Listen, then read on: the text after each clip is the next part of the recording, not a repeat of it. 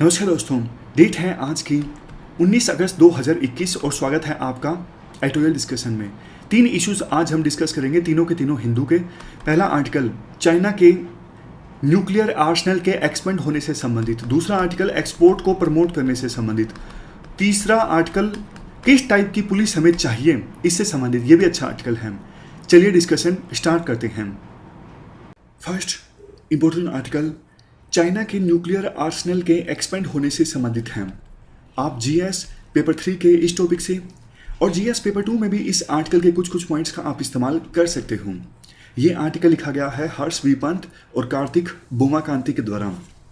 वैसे देखो, द हिंदू नामी ग्रामी लोगों के आर्टिकल छापता है, तो हो सकता है कि आर्टिकल लिखा इन्होंने हो, इनके नाम पे छाप ना रहा हो हिंदू, तो ये इनके पास गए हर्ष वी पंत, इनके तो आर्टिकल आते रहते हैं ना कि आपका नाम भी जोड़ देते हैं और फिर हिंदू में छपवा लेते हैं, ऐसा कुछ हुआ होगा, है ना। खैर, इंट्रोडक्शन में कहा जाता है अभी देखो इनफ एविडेंस मौजूद है कि चाइना जो है अपने न्यूक्लियर आर्सेनल के साइज को इंक्रीज करता जा रहा है। न्यूक्लियर आर्सेनल में देखो सब कुछ आ जाता है, न्यूक्लियर वेपन्स को लॉन्च करने की फैसिलिटी, न्यूक्लियर वेपन से संबंधित इक्विपमेंट्स, सब कुछ आ जाता है न्यूक्लियर आर्सेनल में। तो चाइना ना अब ज़्यादा मिसाइल सिलोज को लॉन्च कर रहा है। मिसाइल सिलोज का मतलब होता है मिसाइल को लॉन्च करने की फैसिलिटी। लेकिन देखो जो डिटेल्स निकल के आ रही है ना, वो काफ़ी ज़्यादा डिस्प्यूटेड है। भाई चाइना कितने मिसाइल सिलोज की फैसिलिटी इस्टेब्लिश कर रहा है, कहाँ कहाँ पर। कुछ ऐसी रिपोर्ट्स निकल के आई कि चाइना अपने जिंगजियांग रीजन में, जो कि वेस्टर्न चाइना में आता है, ये देखो ये चाइना है और वेस्टर्न चाइना में आता है जिंगजियांग रीजन, जहाँ पे इंस्टेबिलिटी भी रहती है, जहाँ पे थोड़ी इंसर्जेंसी है, उइगर मुस्लिम्स पर यहाँ पर अत्याचार होता है। यहाँ पर चाइना के पास 110 सिलोज हैं, मतलब अभी ऐसी खबर निकल के आई। और कुछ समय पहले ये खबर निकल के आई थी कि चाइना में जो एरिड, जैसे हमारे राजस्थान में इलाका है ना, वैसे ही चाइना में गांसू प्रोविंस में ह्यूमिन इलाका है, यहाँ पर चाइना के पास 120 मिसाइल सिलोज हैं। ये चाइना का मैप है और ये है गांसू प्रोविंस, यहाँ पे चाइना के पास 120 सिलोज हैं। अब देखो क्वेश्चन ये उठता है कि चाइना अपने न्यूक्लियर आर्सेनल को एक्सपेंड क्यों कर रहा है। इसका सीधा सीधा आंसर ये है, चाइना पैरिटी चाहता है यूएसए के साथ।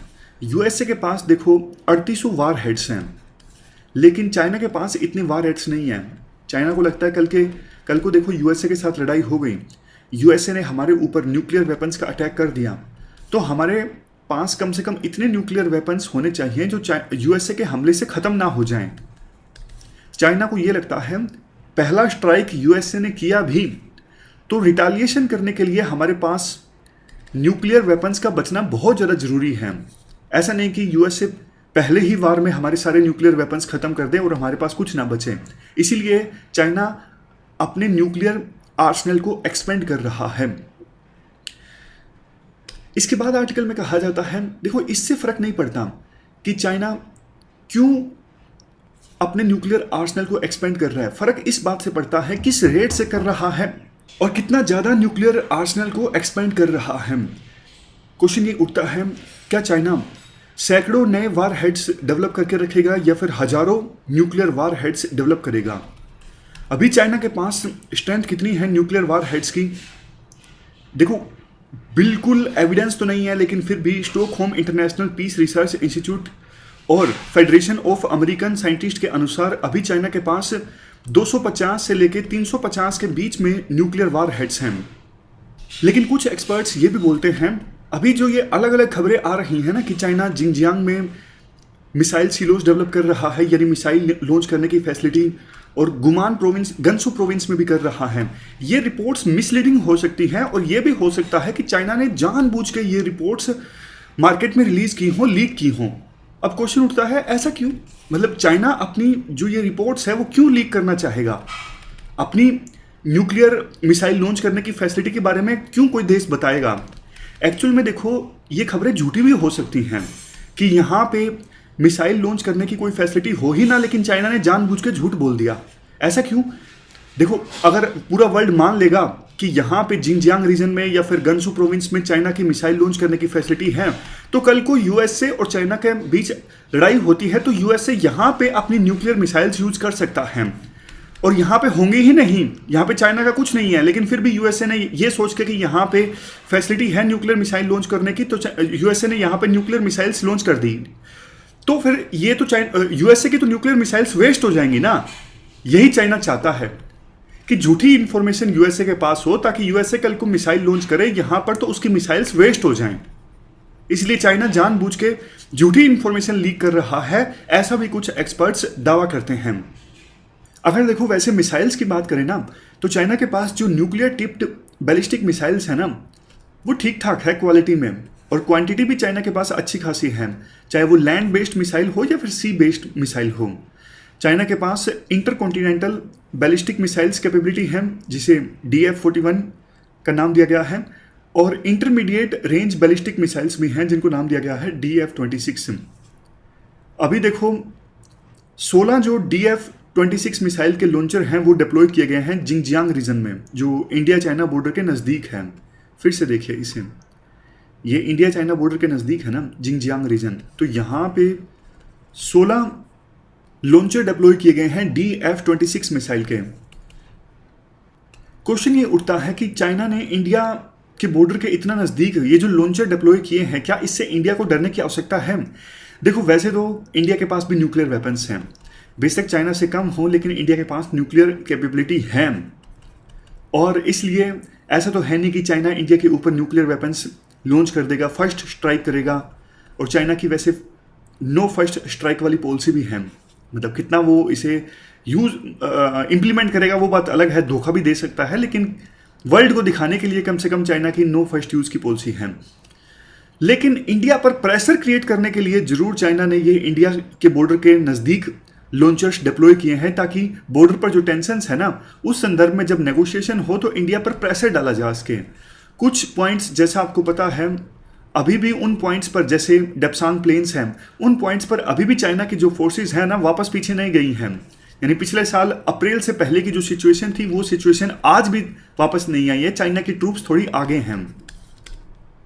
वर्ल्ड के दूसरे देशों को जरूर चिंतित होना चाहिए चाइना के बढ़ते न्यूक्लियर आर्सेनल को लेके। क्योंकि देखो, कोल्ड वार के दौरान यूएसए और यूएसएसआर के बीच जो न्यूक्लियर वेपन्स की रेस स्टार्ट हो गई ना, कंपटीशन स्टार्ट हो गया था किसके पास ज़्यादा न्यूक्लियर वेपन्स होंगे, वही न्यूक्लियर वेपन्स की रेस फिर से स्टार्ट हो सकती है। इससे तो वर्ल्ड जो है वो और ज़्यादा इनस्टेबल होगा, क्योंकि एक तरफ एक्सपर्ट्स बोलते हैं कि भैया जितने जो यूएसए के पास, बाकी देशों के पास न्यूक्लियर वेपन्स हैं उनको एलिमिनेट कर दो और डी न्यूक्लियराइजेशन होना चाहिए पूरे वर्ल्ड का, और दूसरी तरफ चाइना अपनी न्यूक्लियर आर्सेनल को इंक्रीज कर रहा है। तो खतरा तो है ना।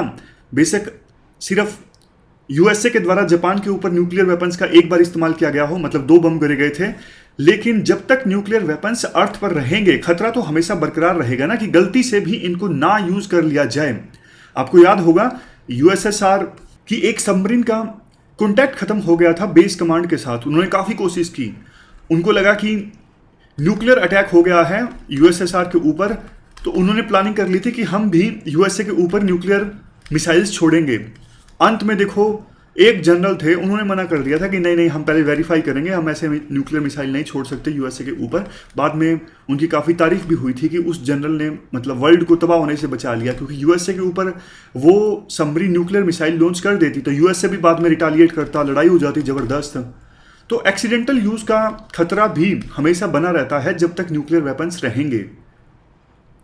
और देखो, यूएसएसआर और यूएसए के बीच तो न्यूक्लियर वेपन्स को कम करने के लिए ट्रीटीज भी थी ना।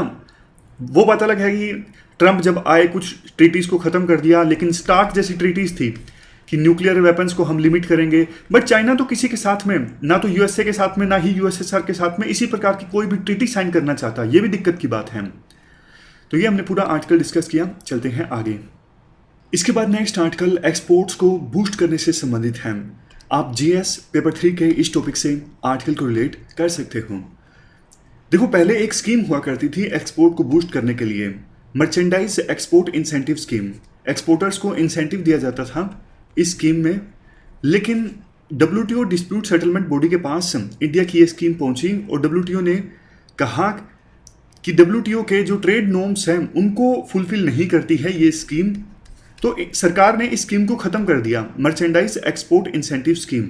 तो इसके बाद एक्सपोर्टर्स को इंसेंटिव देने के लिए सरकार एक नई स्कीम लेके आई जिसका नाम है रेमिशन of duties and taxes on exported products. ये स्कीम देखो इफेक्टिव है इस साल के 1 जनवरी से। बट दिक्कत ये है सरकार अपनी थोड़ी ढीली है। सरकार ये स्कीम तो ले आई, लेकिन पिछले 8 महीनों से सरकार ने ये नहीं बताया कि भैया कौन से गुड पे आप एक्सपोर्ट करने पर कितने टैक्स की छूट दोगे।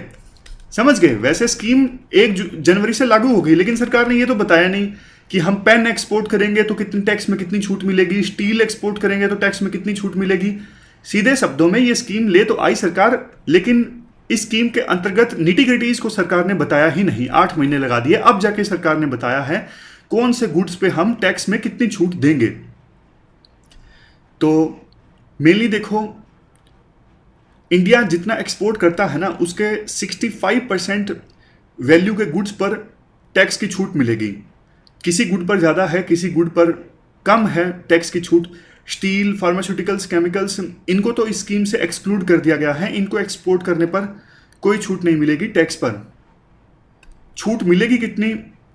0.5% से लेके 4.3% के बीच में। यानी किसी गुड पर 0.5% होगा, किसी गुड पर 4.3% होगा और किसी गुड पर दोनों के बीच में होगा। मतलब ये रेंज है, इस रेंज के बीच में अलग अलग प्रोडक्ट्स को एक्सपोर्ट करने पर छूट मिलेगी।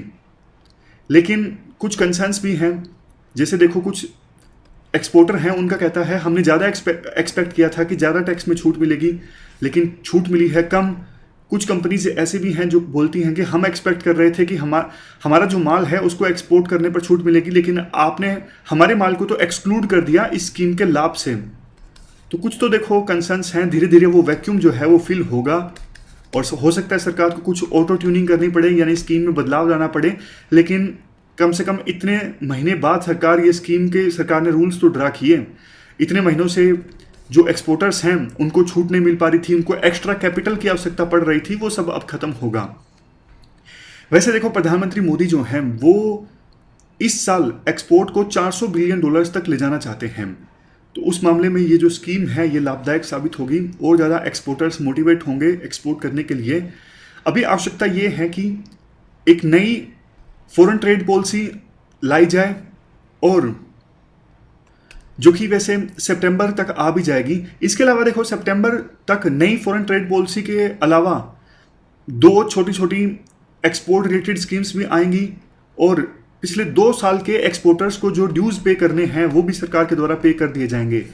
मतलब 2 साल में एक्सपोर्टर्स ने जिन स्कीम्स का लाभ उठाया है उनको अभी तक उनका ड्यू नहीं मिला है, सरकार ने उनको रिफंड नहीं किया है, तो सरकार उनको सितंबर तक उनका रिफंड वापस कर देगी।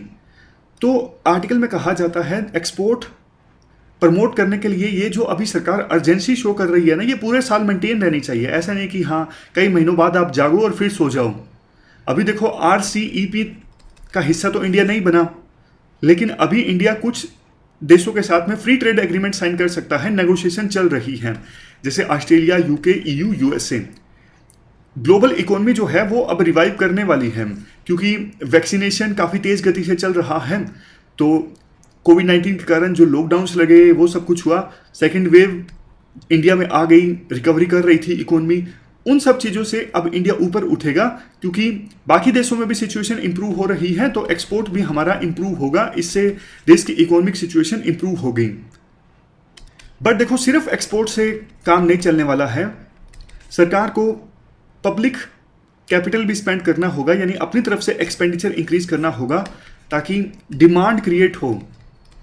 सरकार जब खर्चा करती है ना ज़्यादा, जैसे मान लो इंफ्रास्ट्रक्चर पर सरकार ने खर्चा किया तो ज़्यादा काम मिला, स्टील किसी ने बेचा, वर्कर्स ने काम किया, इतने सारे लोगों को रोजगार मिला, तो उनको अपना पैसा मिला, इनकम मिली, सैलरी मिली, तो फिर वो मार्केट में जाएंगे खर्चा करने के लिए, तो डिमांड क्रिएट होगी।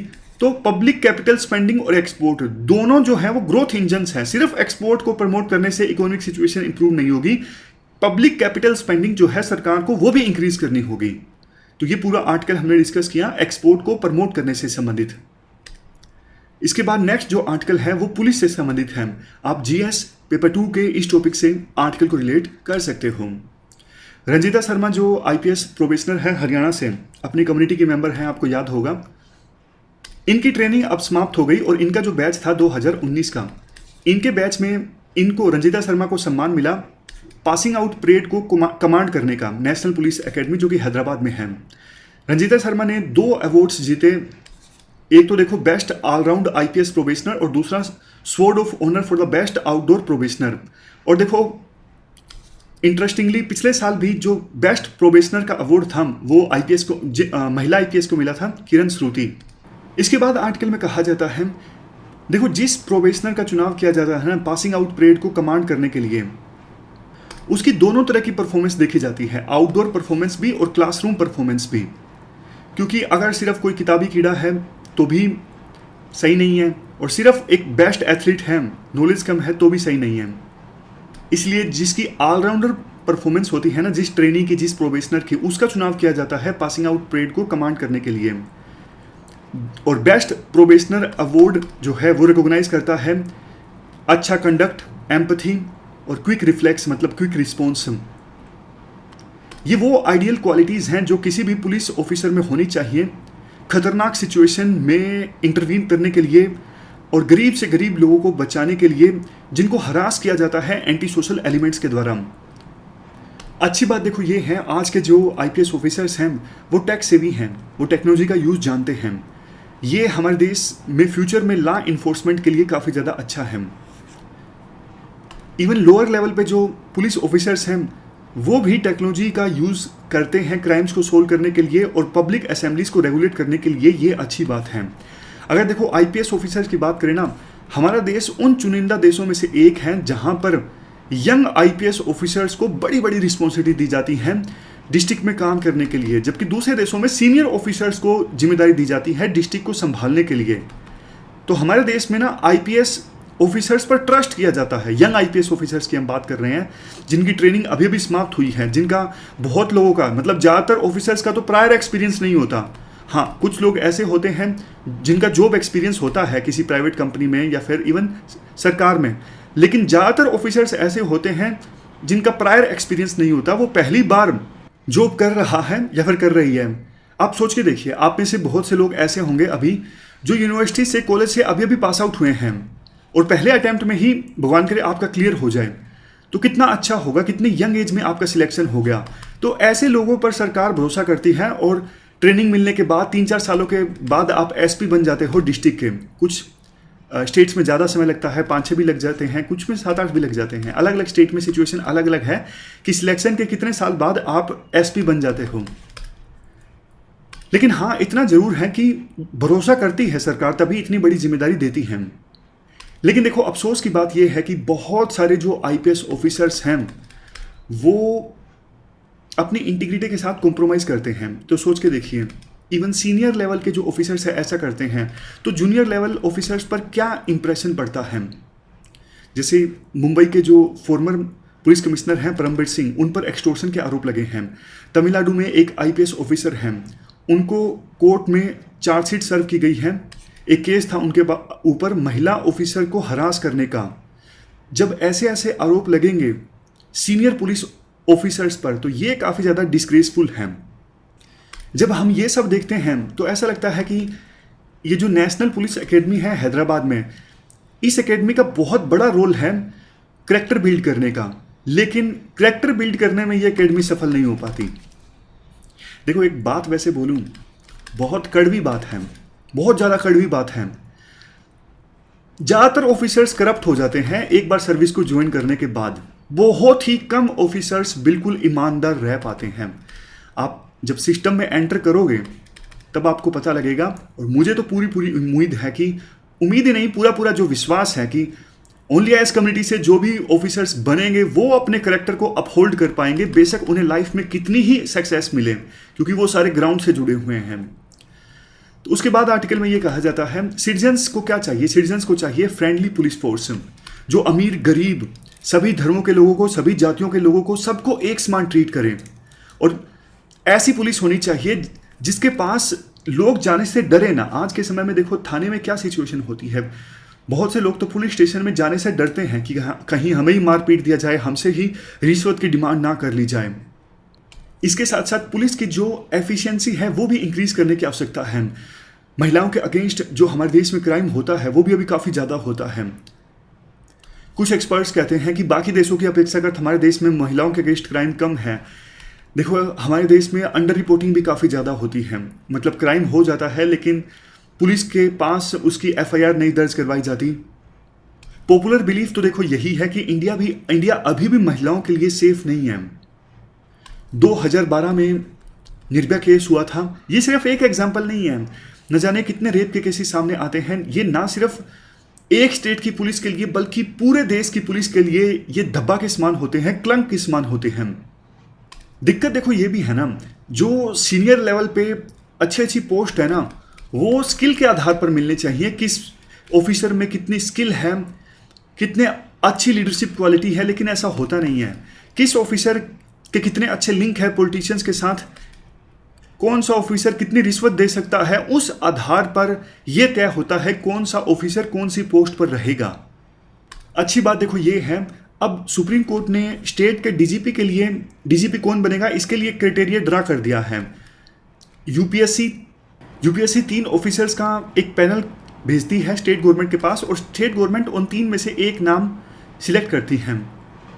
लास्ट में कंक्लूजन में ये कहा जाता है, हमें देखो ऑनेस्ट और हार्डवर्किंग ऑफिसर्स की आवश्यकता है टॉप पर, जो रिस्पॉन्सिव हों, जो रिस्पेक्टेड हों। ऐसा नहीं कि लोग उनसे डरें, लेकिन हमें ये इंट्रोस्पेक्ट करने की आवश्यकता है आखिरकार ऐसे ऑफिसर्स जिनका एजुकेशनल रिकॉर्ड अच्छा होता है, जो आईआईटी आईएम से भी कई बार पास आउट होते हैं, लेकिन आईआईटी आईएम मैटर नहीं करता है, जो मिडिल क्लास से होते हैं, शुरुआत में ज़मीन से जुड़े हुए होते हैं, अच्छी वैल्यूज़ वाले होते हैं, वो अपने पाथ से आखिरकार क्यों डेविएट हो जाते हैं, ये हमें इंट्रोस्पेक्ट करने की आवश्यकता है। ऐसा राइटर क्वेश्चन रेज करते हैं।